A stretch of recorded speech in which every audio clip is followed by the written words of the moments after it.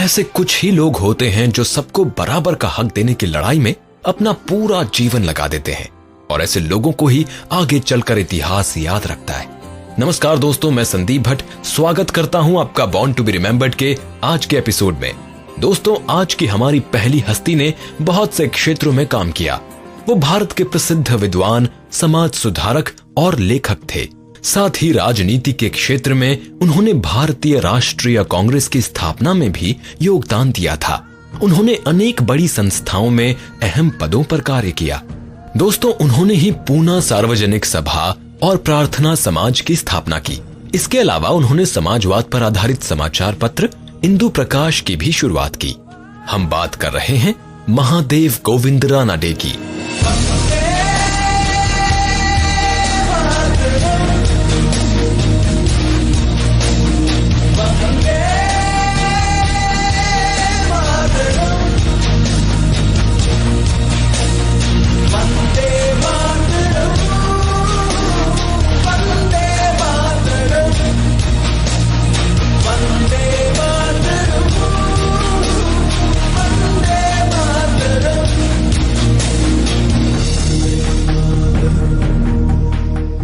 दोस्तों, रानाडे जी का जन्म आज ही के दिन 1842 में नासिक में हुआ था।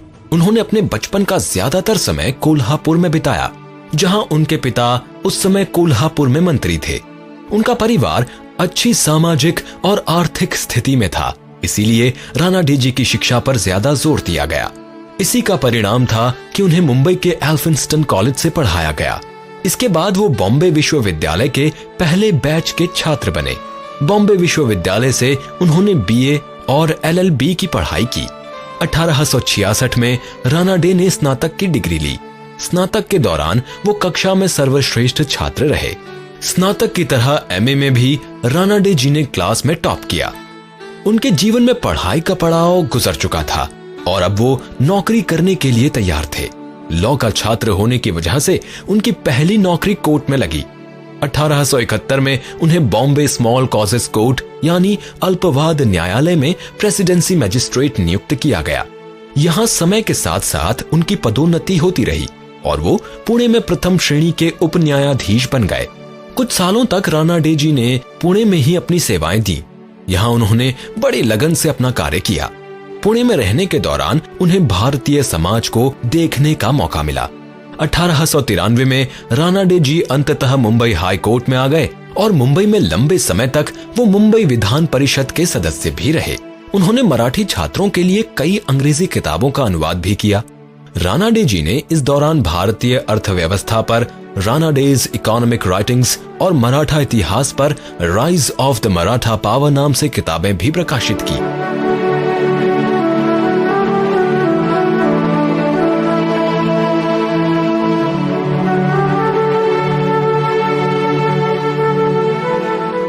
रानाडे जी को भारतीय अर्थव्यवस्था का गहरा ज्ञान था। उन्होंने भारतीय समाज के आर्थिक रूप से स्वतंत्र होने की कमी को महसूस किया। उन्होंने ये सोचा कि अंग्रेजों की मदद से भारत में शिक्षा को और अधिक बढ़ाया जा सकता है, जिससे देश मजबूत होगा और आर्थिक स्वतंत्रता बढ़ेगी।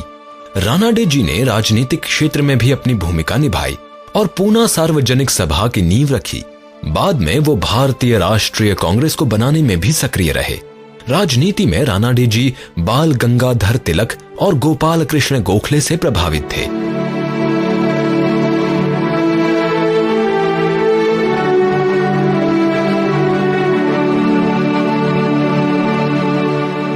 इस प्रभाव ने उन्हें सामाजिक कार्यों को करने का बढ़ावा दिया। अपने जीवन में राणा डे जी ने सबसे ज्यादा कार्य सामाजिक क्षेत्रों में ही किया।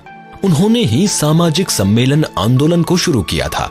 इस आंदोलन ने कुछ अहम सामाजिक कुरीतियों के खिलाफ आवाज उठाई, जिनमें बाल विवाह, विधवा का सर मुंडवाना, दहेज प्रथा और जाति प्रथा मुख्य थे। आंदोलन को मजबूत करने के लिए राणा डे जी ने जगह जगह घूमकर विधवाओं के पुनर्विवाह और महिलाओं की शिक्षा पर जोर दिया। महिलाओं को सशक्त बनाने की इसी सोच के चलते उन्होंने विडो मैरिज एसोसिएशन की स्थापना भी की थी।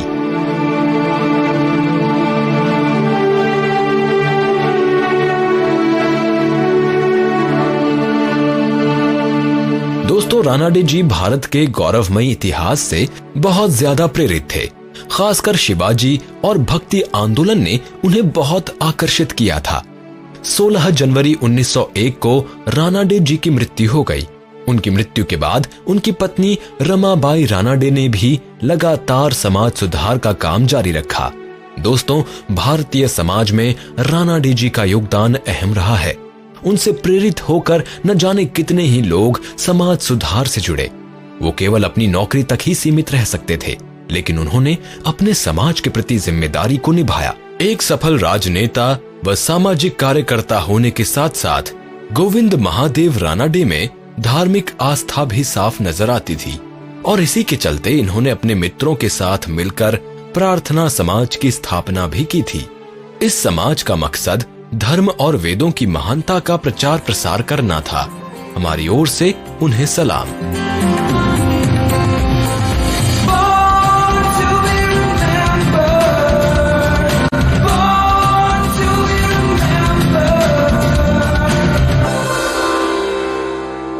वर्तमान में भारत बैडमिंटन खेल में अच्छा स्थान प्राप्त कर रहा है। खासकर कई नई महिला खिलाड़ियों ने भारतीय बैडमिंटन को मजबूती दी है। दोस्तों, हमारी ये हस्ती महिला बैडमिंटन खिलाड़ियों के लिए आदर्श रही हैं। उनका जीवन कई उपलब्धियों से भरा है, और ये सब इतनी आसानी से नहीं मिला।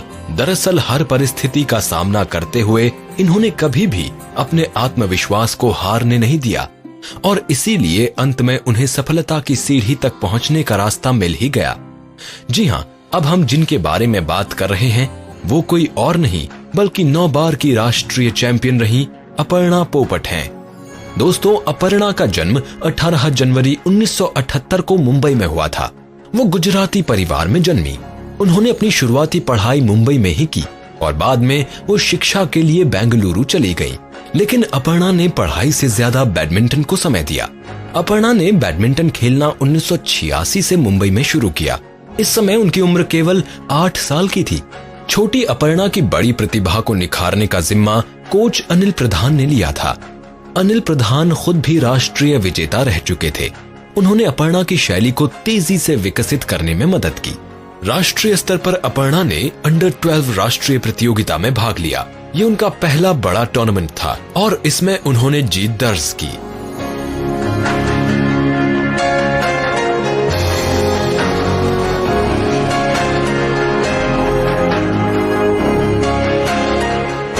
इस जीत ने उन्हें आत्मविश्वास से भर दिया और मात्र 2 साल बाद उन्होंने नेशनल सब जूनियर गर्ल्स खिताब भी जीत लिया। 1996 में अपर्णा ने वर्ल्ड जूनियर चैंपियनशिप में सिल्वर मेडल जीता। यह अंतर्राष्ट्रीय स्तर पर बड़ी सफलता थी। उनकी सफलता ने आगे चलकर रफ्तार पकड़ी और 1997 में अपर्णा ने हैदराबाद में पहला राष्ट्रीय खिताब जीता। इस खिताब पर उन्होंने अगले 9 साल तक कब्जा जमाए रखा।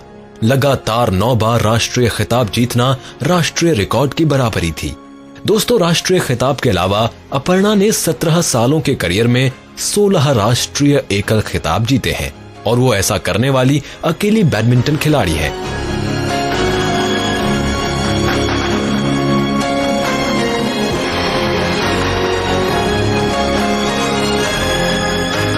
राष्ट्रीय स्तर पर तो अपर्णा ने सुनहरा वक्त बिताया ही, अंतर्राष्ट्रीय स्तर पर भी उन्होंने अपनी छाप छोड़ी है।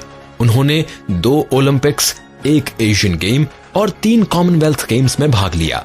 कॉमनवेल्थ गेम्स में उन्होंने 4 मेडल्स जीते। 2006 में कलाई की चोट के चलते अपर्णा ने खेल से संन्यास ले लिया। अपने 17 साल के करियर में वो नेशनल चैंपियनशिप्स में किसी से नहीं हारी थी।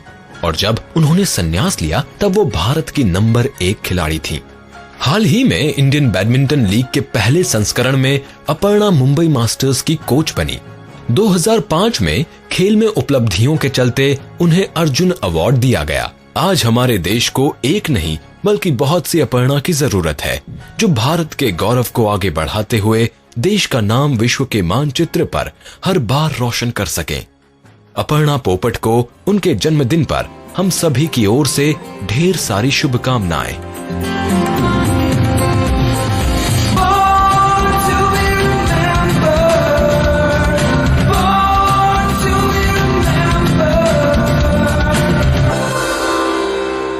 दोस्तों, अगर किसी विधा को लेकर लगन हो तो उसे सीखने के लिए फिर गुरु की जरूरत नहीं पड़ती, वो विधा खुद ही आपकी गुरु बन जाती है। तो अब हम जिनकी बात करने जा रहे हैं उन्होंने खुद ही वीणा वादन सीखा।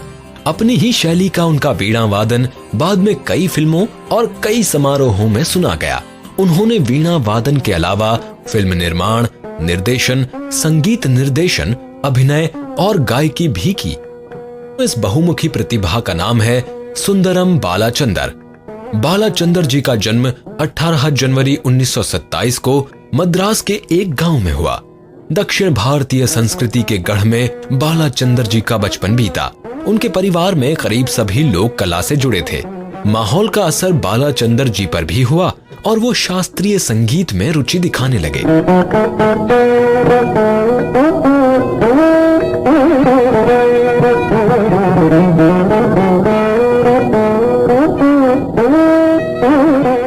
संगीत वाद्य यंत्रों के प्रति उनकी रुचि बढ़ती गई और उन्होंने तबला, मृदंगम, हारमोनियम, दिलरुबा और शहनाई बजाना सीख लिया। दोस्तों, दिलचस्प बात यह है कि इस समय उनके फिल्मी करियर की भी शुरुआत हो चुकी थी। 1934 में उन्होंने बाल कलाकार के रूप में तमिल फिल्म सीता कल्याणम में काम किया। वो इसमें बाल संगीतकार की भूमिका में थे। इसके बाद वो समय समय पर फिल्मों में दिखते रहे। बालाचंदर जी सिनेमा में काम तो कर ही रहे थे, लेकिन उनका पहला लगाव संगीत की ओर ही था, जिसमें उनका करियर तेजी से आगे बढ़ रहा था। वाद्य यंत्रों पर उनके हाथ तेजी से चलते थे। वो मात्र 12 साल की उम्र में बड़े बड़े मंचों पर सितार की प्रस्तुति देने लगे। दक्षिण भारत में उनका सितार वादन काफी पसंद किया जाने लगा। अपनी प्रतिभा को ज्यादा लोगों तक पहुंचाने के लिए उन्होंने ऑल इंडिया रेडियो मद्रास की मदद ली। ऑल इंडिया रेडियो में उन्होंने 3 साल काम भी किया। इस समय उन्होंने रेडियो पर बहुत से वाद्य यंत्र बजाकर करीब रोजाना की प्रस्तुतियां दी।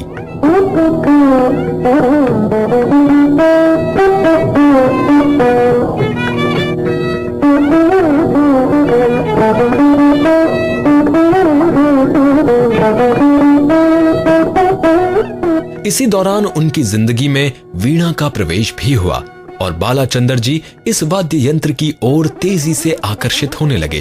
वो लगातार घंटों तक वीणा का अभ्यास करने लगे और इसके लिए उन्होंने किसी शिक्षक की मदद भी नहीं ली। 2 साल वीणा के अभ्यास में लगाने के बाद वो वीणा वादन में पारंगत हो गए। बालाचंदर जी ने खुद ही वीणा वादन सीखा था, इसीलिए उनकी वादन शैली भी अलग थी। उनकी शैली से बहुत से लोग प्रभावित होने लगे। बालाचंदर जी ने अपनी शैली को आने वाली पीढ़ियों को देने का फैसला किया और वो विद्यालयों में वीणा वादन सिखाने लगे। बालाचंदर जी के करियर का ये सुनहरा दौर था और 40 के दशक के अंत में बालाचंदर जी ने फिल्मों में संगीत देना भी शुरू कर दिया था। वो फिल्मों में अभिनय तो पहले से ही कर रहे थे। इसके बाद उन्होंने निर्देशन भी सीखा। उनकी फिल्में संगीत के लिए जानी जाती थीं, लेकिन 1954 में आई फिल्म अंधा नाल में उन्होंने कोई गाना नहीं रखा। फिर भी ये फिल्म छायांकन के लिए क्लासिक फिल्मों में जगह बनाए हुए है।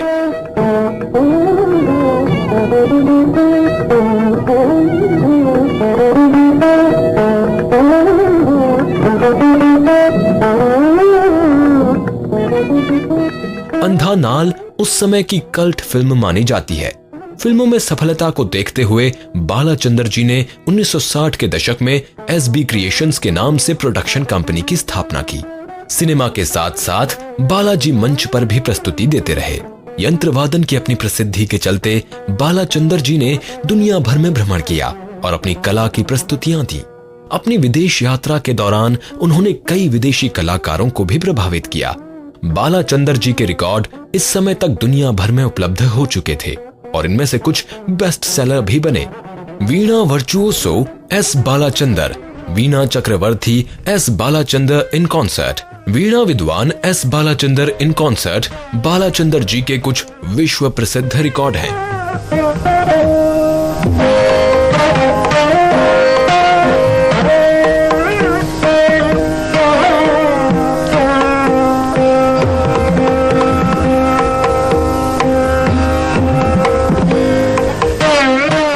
1990 में उनकी भिलाई में अचानक मृत्यु हो गई। बालाचंदर जी यहाँ एक कार्यक्रम में भाग लेने पहुंचे थे। दोस्तों, बालाचंदर जी जितनी बड़ी हस्ती थे उतने ही बड़े उन्हें पुरस्कार भी मिले। 1982 में सरकार ने उन्हें पद्म भूषण से सम्मानित किया था। इसके अलावा 1982 में ही उन्हें संगीत कला शिखामणि अवार्ड भी दिया गया। हमारी ओर से उन्हें भावभीनी श्रद्धांजलि।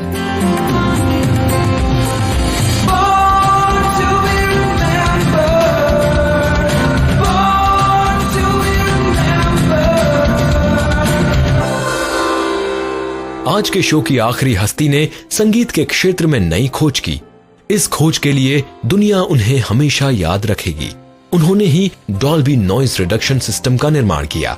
इस तकनीक से फिल्मों और संगीत रिकॉर्डिंग से बैकग्राउंड हिस निकालने में बहुत आसानी होने लगी और आवाज की शुद्धता व गुणवत्ता भी बढ़ गई। दोस्तों, उनका नाम है रे डॉल्बी। 18 जनवरी 1933 को डॉल्बी पोर्टलैंड में जन्मे।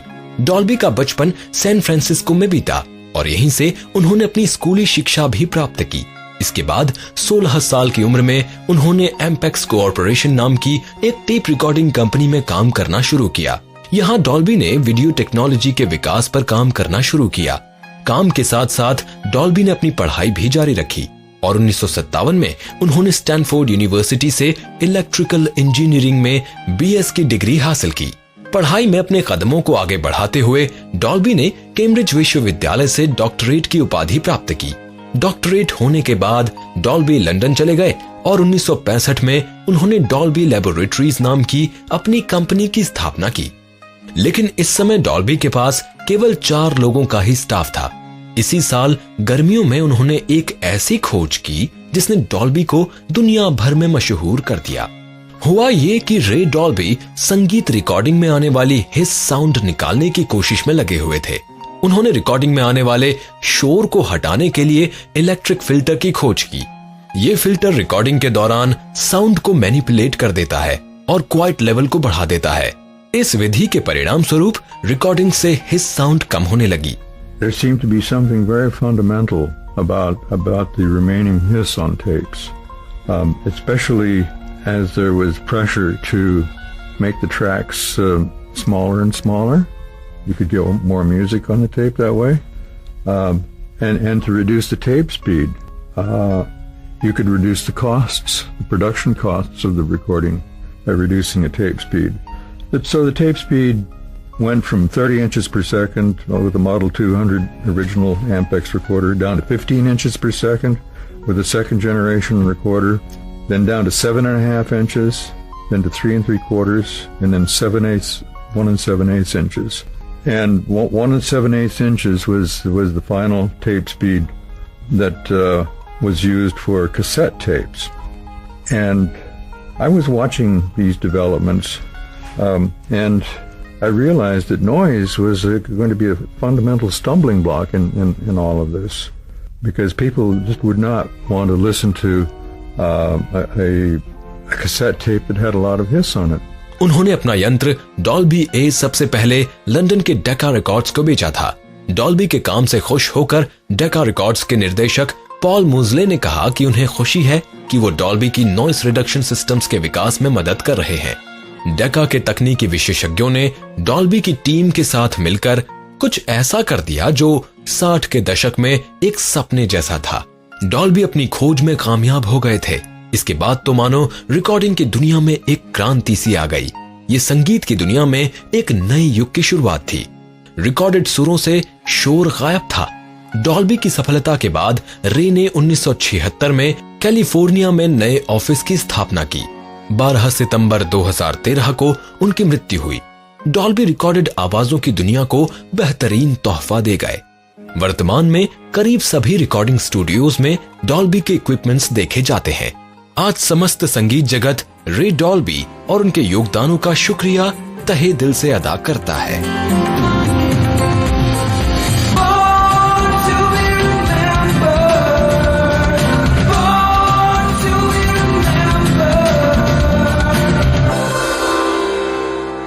अब अपने दोस्त यानी संदीप भट्ट को दीजिए अनुमति। नमस्कार। मैं बनना चाहूं जैसा पर शायद सपनों में, मैं उड़ना चाहूं जैसा पर शायद सपनों में।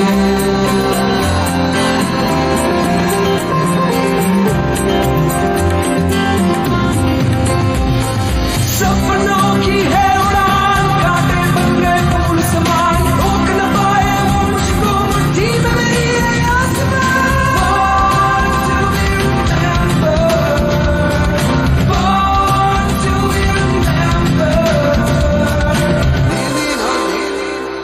इस कार्यक्रम के कार्यकारी निर्माता जैनेंद्र सिंह,